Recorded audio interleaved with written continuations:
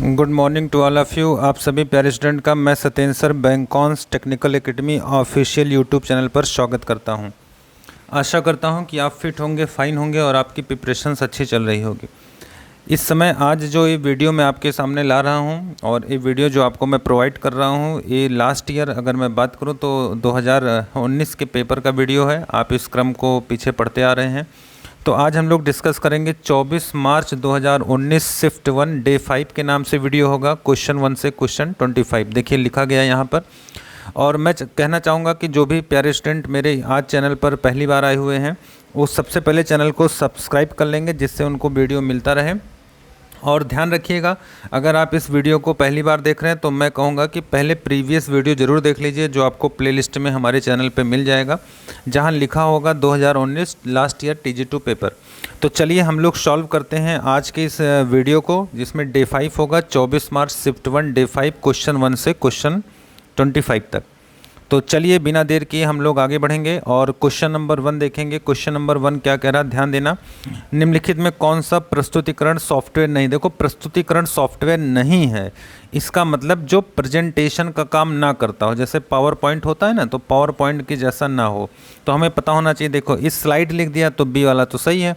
ये इम्प्रेस भी होता है, पावर पॉइंट भी होता है। जो देखो एक्सेस, ये एक्सेस नहीं होता। क्यों? क्योंकि एक्सेस डाटाबेस सॉफ्टवेयर होता है, तो नहीं पूछा है। तो एक्सेस एक डाटाबेस सॉफ्टवेयर होता है, ध्यान रखिए। चलिए क्वेश्चन नंबर 2 पे चलेंगे। निम्नलिखित में कौन सा वर्ड संसाधन सॉफ्टवेयर नहीं है? ध्यान रखना वर्ड, देखो यहाँ वर्ड आ गया ना, जैसे MS वर्ड के जैसा, जैसे MS वर्ड होता है तो नहीं पूछा है, नहीं है, ध्यान रखना नहीं है। तो देखो ये वर्ड तो होगा, वर्डपैड भी होगा, राइटर भी होगा, ये इम्प्रेस नहीं होगा। क्यों? क्योंकि इम्प्रेस आपका प्रेजेंटेशन सॉफ्टवेयर होता है। तो इसका जो राइट आंसर होगा is B. Right answer is B. Clear है? आगे बढ़ें।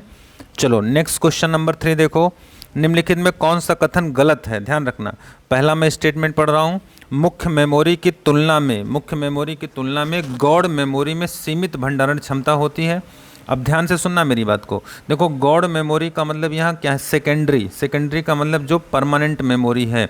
तो क्या मुख्य मेमोरी मतलब रैम, या मुख्य मेमोरी जैसे आपका रैम हो गया, या हम कहते हैं रजिस्टर हो गया, कैश हो गया, तो क्या मुख्य मेमोरी की तुलना में गौड़ मेमोरी में सीमित भंडारण क्षमता होता? नहीं, इसका मतलब गौड़ मेमोरी में ज़्यादा भंडारण होता है। तो कौन सा कथन गलत है? तो पहला गलत हो गया। डी रैम यस रैम से धीमा होते तो सही है। तो केवल ए गलत है, केवल ए गलत है। दैट्स मीन बी वाला ऑप्शन सही होगा, बी वाला ऑप्शन सही होगा, है ना। कहीं कोई डाउट होता है तो कमेंट करके ज़रूर बताएं।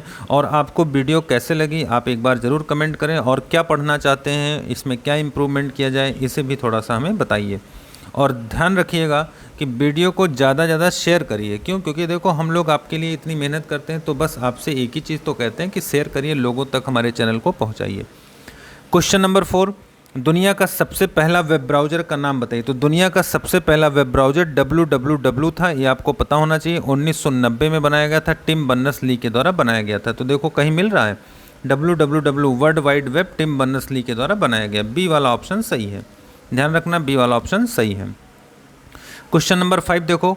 कंप्यूटर प्रणाली पर विभिन्न कार्य को करने के लिए अभीष्ट प्रोग्राम एंड डाटा किस सेट को किस नाम से जाना जाता है?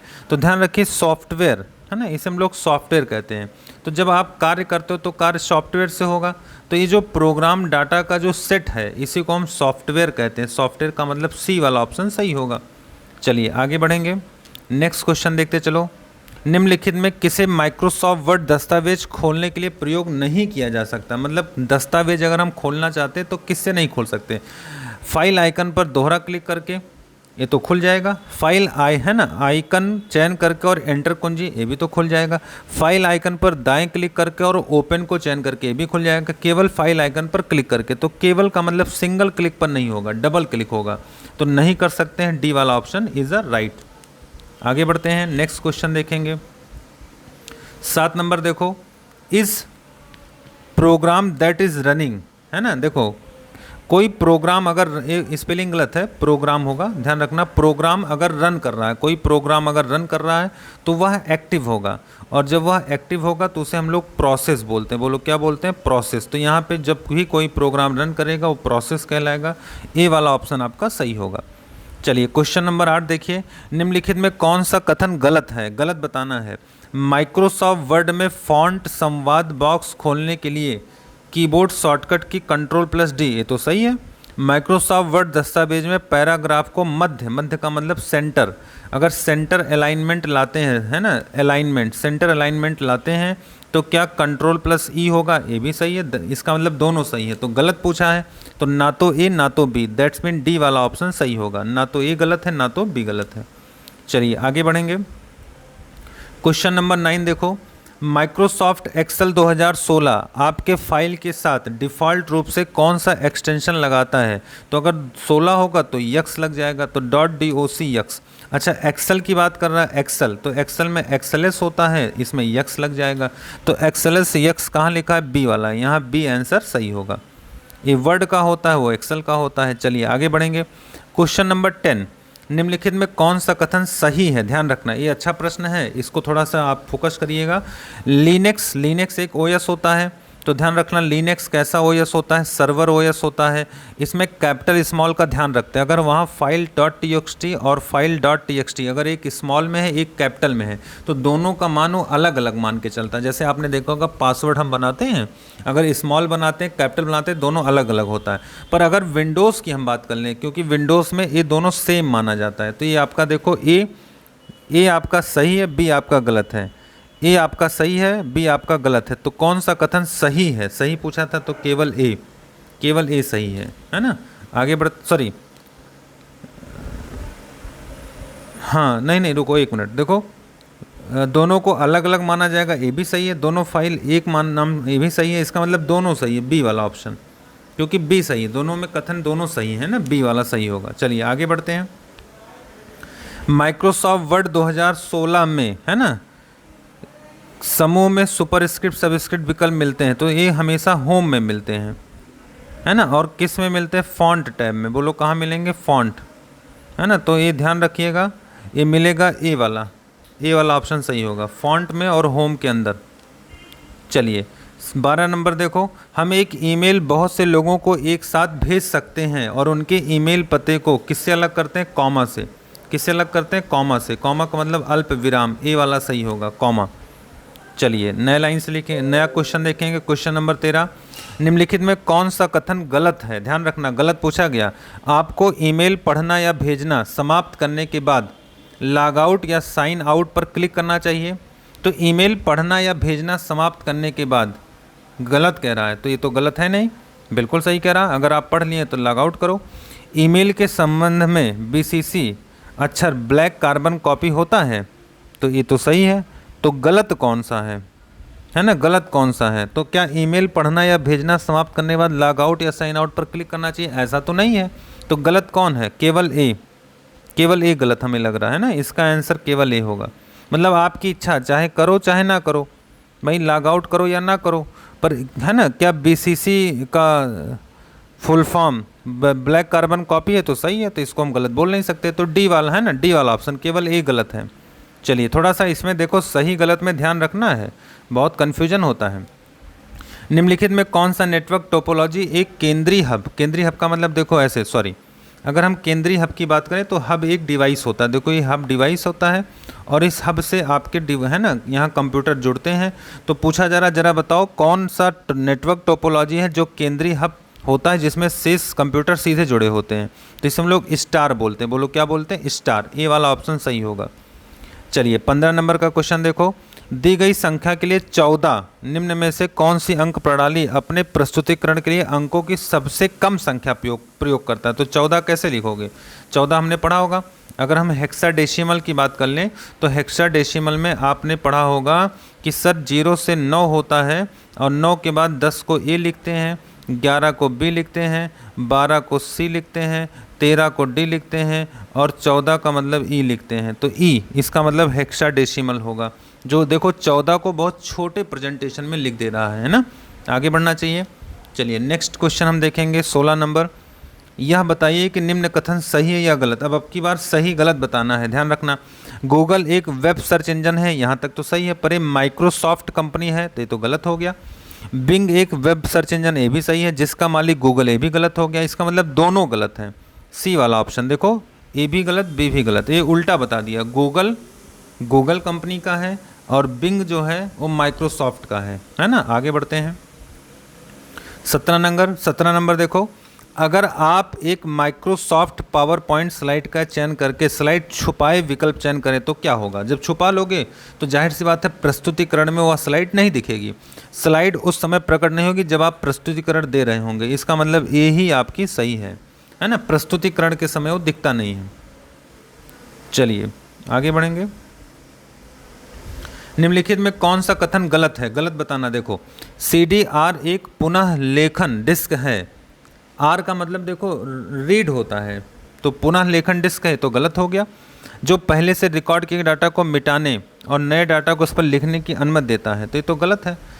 RW अक्षर का अर्थ रीड एंड राइट है, नहीं रीड राइट नहीं होता, री राइट होता है। री राइट का मतलब पुनः लेखन वाला, ये भी गलत है। इसका मतलब दोनों गलत है। कौन सा गलत कथन गलत है, दोनों, सी, ए और बी दोनों गलत है। चलिए आगे बढ़ते हैं।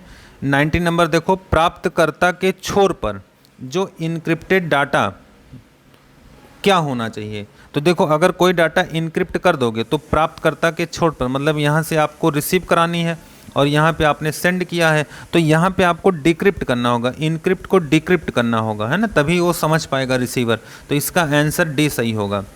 चलिए आगे बढ़ते हैं। 20 नंबर देखो, निम्नलिखित में कौन सा माइक्रोसॉफ्ट एक्सेल वैध फंक्शन नहीं, वैध।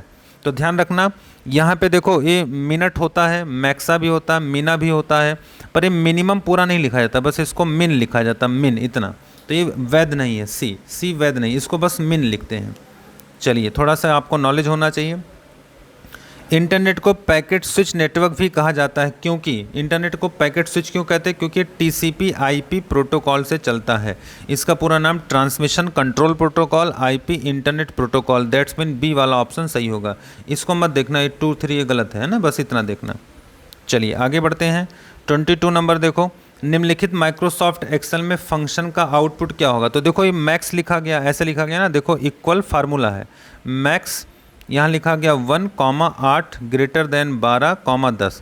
अब बताओ मुझे जो 8 और 12 है इसमें कंडीशन दिया गया कि 8 क्या 12 से बड़ा है, तो ये तो गलत है।